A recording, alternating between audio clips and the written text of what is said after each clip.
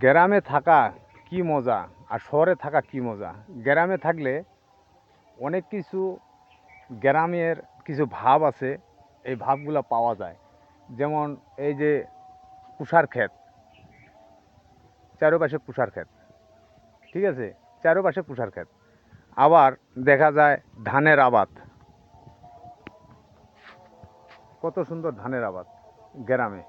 গ্রামের লোক সুখী লোক, ওরা দেশি মাছ খায় বেশি। বৃষ্টি হলেই ওদের গুড়া মাছ, অনেক গুড়া মাছ হয়, এই গুড়া মাছ খায়। আর গ্রামের লোক অনেক আনন্দ করে বাঁচে।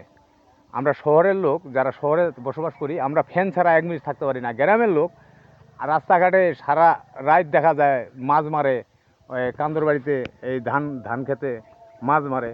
আবার দেখা যায় যে ফজরের নামাজ পড়েই ওরা আবার কাজে লিপ্ত হয়ে যায়। আর শহরের লোক ঘুম থেকে উঠে 12টা 1টার দিক, বুঝছেন? তো গ্রামে অনেক মানুষ অসুখ বেসুখ থাকে, ওরা বাঁচে থাকে। আর শহরের লোক অসুখে বেশি ভাগ, ওরা ক্লান্ত হয়ে যায় অসুখে।